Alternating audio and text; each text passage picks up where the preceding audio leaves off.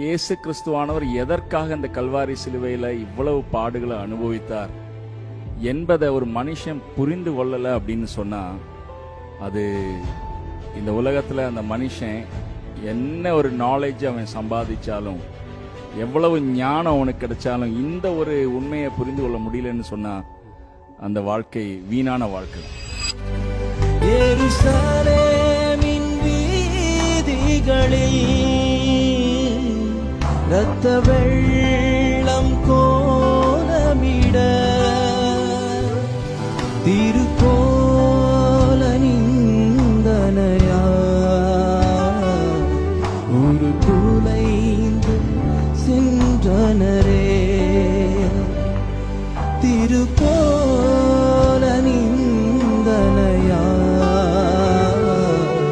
ஒரு குலைந்து சென்றனரே.